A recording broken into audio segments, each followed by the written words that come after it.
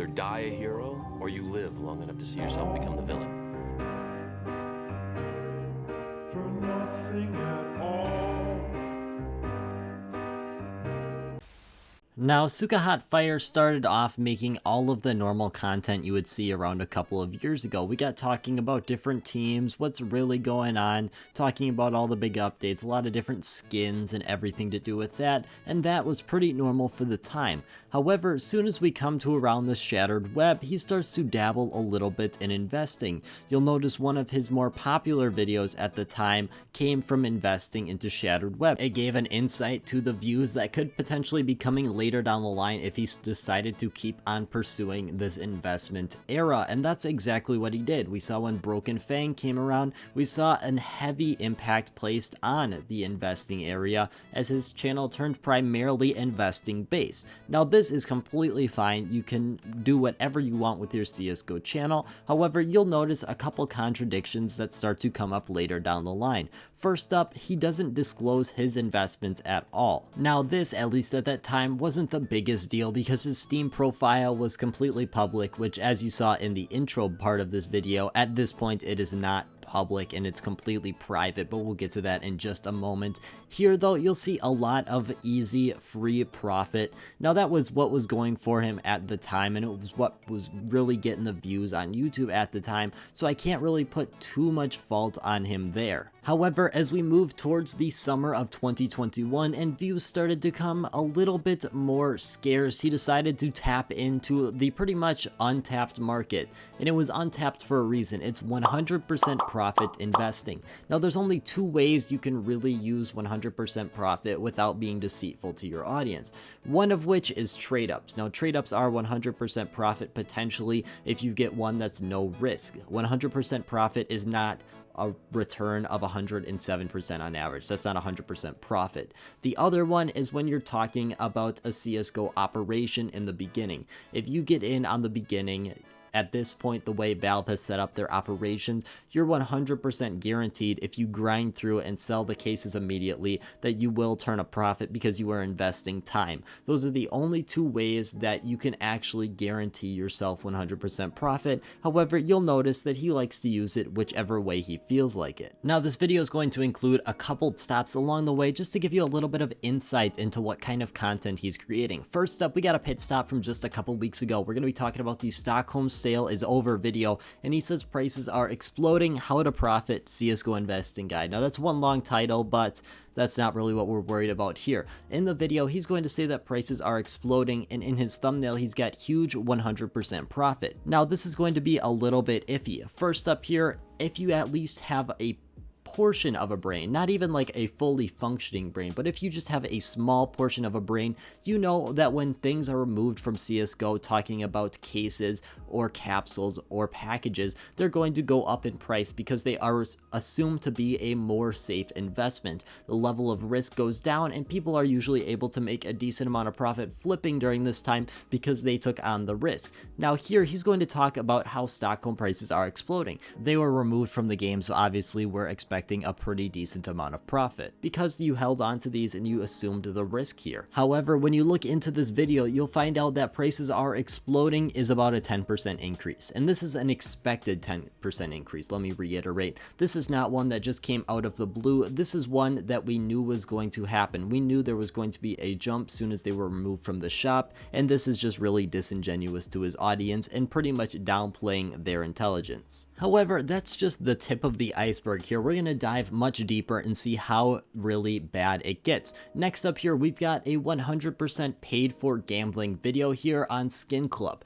Now, Skin Club is a gambling website, obviously, but it's quite interesting that you would go from investing and talking about a very financially responsible topic to going ahead and pushing gambling on your audience. It's just not really a good move when you're a CSGO investing YouTuber. It's not a smart move, and overall, it's probably going to end up hurting you significantly in the long run. Now, I was actually pretty interested to see how much he made from this video, because if we check out that like to dislike ratio, 202 to 127 is not the greatest. However, when I went ahead and sent Skin Club an email, I actually got a response back. Now, Skin Club is a business. Obviously, at the end of the day, they have to make money. However, by my estimations and what I can discern from this email, it seems like Cykahotfire was paid roughly around $1,000 for this video, not including any affiliates he would get by people depositing and using their 10% deposit bonus that he's got linked in his description. Heading down to the comments here, you can see obviously people were disappointed. This is not the content he usually makes. Obviously, he had some gambling pre-rolls in the past, but this was completely different. This was an entire video around it.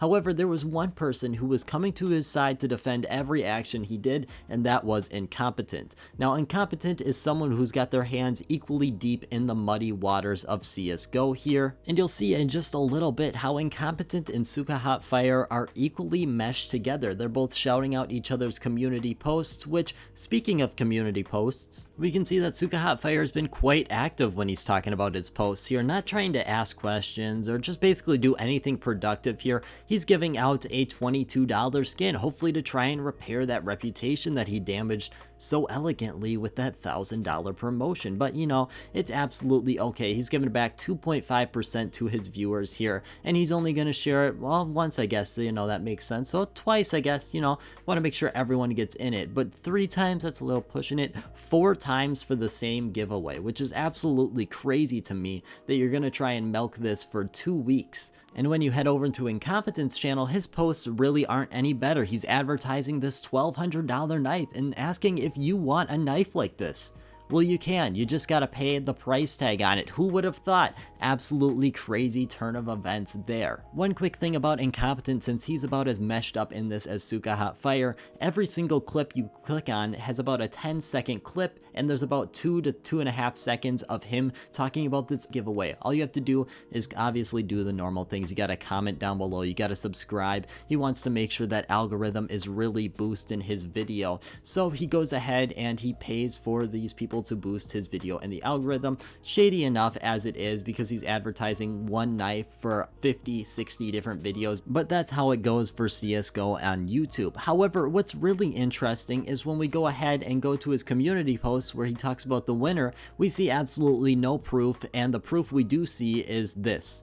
Now, I'm no expert, but I don't think that's really sufficient proof that you're giving away a multiple $100 item that was never in your inventory at all here. And when we go down to the comments, they're feeling the exact same way. I don't think it's a very good look for Cykahotfire when he's got his closest business partner being accused of doing fake giveaways, as he is himself. Now, I don't think Cykahotfire necessarily does fake giveaways just because he's giving away like a $20 item, but it's definitely quite interesting.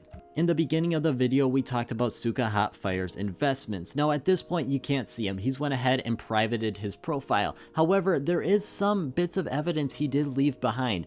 First up here, honestly, it's kind of a conflict of interest when you don't disclose your investments to your viewers. In my videos, at least, I try to make an effort to link my document, pretty much giving all of my investments to the public in every description, and my Steam inventory is public. At the bare minimum, you don't have to make a spreadsheet with every single CSGO investment. However, I think it's the bare minimum that you keep your Steam profile public. If you've got 42,000 subscribers like him here, don't you think that you're a public enough figure that you got to keep your Steam profile public, or at least acknowledge the investments you have to your viewers? Now, he's never really talked publicly about what he's invested into. Now, it's not super hard for a CSGO investing YouTuber to create a second account and go ahead and do all their investing on there and kind of manipulate the market in whatever way they're looking. When we talked about the shattered web stickers a bit ago, we're going to talk about Thomas Urbanek, who went ahead and did this and manipulated the market and made quite a bit of money.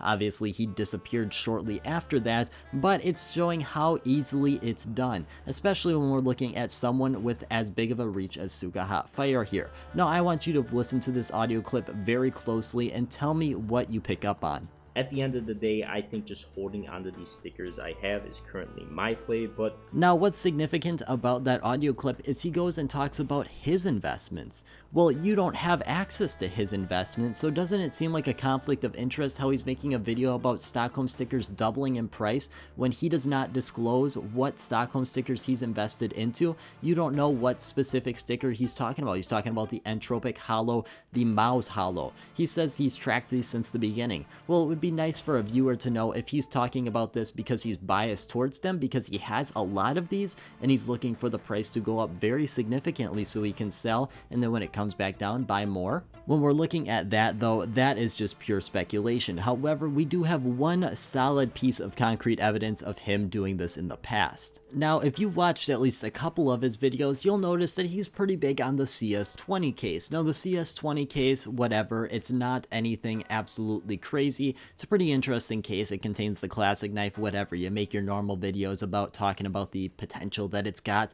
and you move on. However, Cykahotfire made 4 separate videos on the CS20 case, which is quite a lot. He's not talking about other cases in these videos. No, he's talking specifically about the CS20 case and what exactly he's doing with it. Now, it's very interesting because when compared to other videos of his, he doesn't have 4 separate videos on every single CSGO case or even similar cases. You go ahead, you check out the Prisma case. Prisma case is a pretty decently similar case. I'd say they're both in the rare pool now. Prisma case obviously had that situation where it was moved to the rare pool without going to the non-prime pool. So you could actually make an extra video about that on top of the video you were already going to make about the Prisma case. So I could possibly see 2 there. However, when we go ahead and look at Cykahotfire, all he's got is his one normal video about the Prisma case. Now, I guess it wouldn't be the worst if he was creating 4 separate videos on something he wasn't too involved with. However, when we go ahead and check out his shorts channel, we can see him opening up one CS20 case.